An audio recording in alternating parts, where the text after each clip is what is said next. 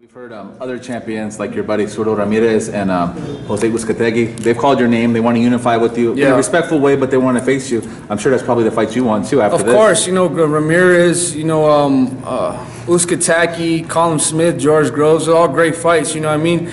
These type of fights take time, but you know we're going to be extremely ready when they come. You know, all those guys, it's all amazing fights. You know, you can't say none of them are going to be an amazing fight because those guys are top fighters, they're top champions, and that's the type of fighters I want to fight. Were you surprised that James Degale decided to basically give up his title and not fight Buscategui? I was very surprised, you know what I mean, because he's had that belt for a long time. So for him just to leave it, and did he go up to 175 or? He hasn't said yet. I don't think so. So that's very odd. He talking did about that. fighting Rocky Fielding, maybe. That's very odd. He did that, but you know, whatever he does, that's on him. We're gonna worry about ourselves and you know keeping our belt. Who's the toughest challenge at 68? When you size him up, watching fights, assessing the division. I won't say the toughest, but you know, there's just a lot of great fighters at 168. But I would say the person that has the most experience is George Groves. You know, because he's been in there with Carl Froch. He's been in with all of them. You know, but you know, whoever it is, it don't matter. We're gonna get in there, we're gonna study him, we're gonna get that game plan in, and we're gonna get that victory. Who do you think wins that fight with him and Callum Smith? I think George Groves wins that fight. It's gonna be a good fight. I think he has a lot of experience, but it's gonna be a good fight. If they offer the fight in England, could that? Of course, I'm going to England. I've always wanted to be to England. You know what I mean? So it's, you know, my job as a world champion is to go anywhere in the world and fight anybody. You know what I mean? Anytime, any place. So we're, you know, this is my profession. We're gonna take it serious. Whoever wants it, they're gonna get it. How hungry are you right now still? Because you know you're the youngest champ in the game. So how's the hunger compared to when you weren't champion to now? See, you know, right now I think I'm even hungrier because I'm in the position I want to be. I want to solidify myself as the best in the division, and for me to do that, I got to beat all these fighters. You know, the little guys I beat back then, that was for me to get here. Now that I got the belt, how am I going to lose the hunger? You know what I mean? Now it's time to work. And you know, with yourself and your brother, your dad now is starting to get a lot more recognition. He's getting other fighters that are in the family. I've seen like you know, he's getting that recognition he finally deserves. You know what I mean? Just from taking both of us out of nothing. I didn't even have amateur fights. I had 10 amateur fights. I became the youngest title holder in super middleweight history. You know, for my dad, he's always seemed like he knows exactly what he's doing. Even back then, when I was just like a little kid, I didn't even believe in myself. He told me we're gonna do this a certain way, and he took us.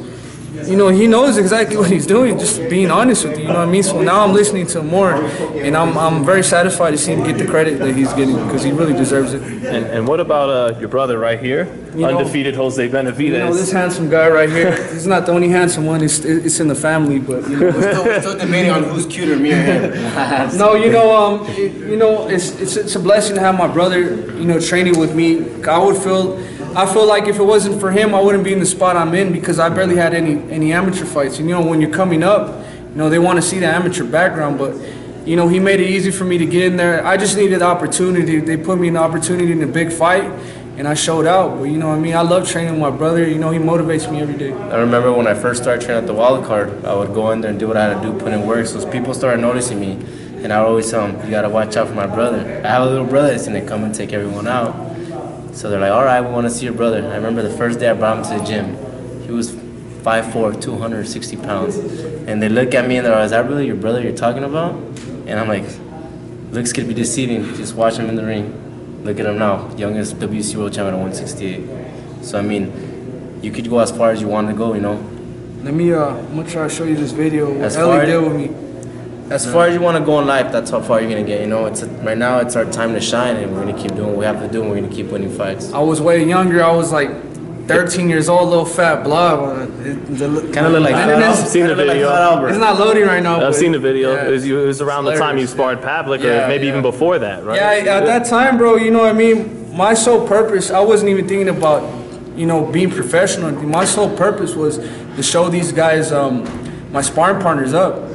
The first one was Pavlik, the second one was Golovkin, when Golovkin barely came over here, you know what I mean? So I've just been blessed to having so much great people, you know, great champions working with me. You know, I've never taken it for granted, you know, and look at us now.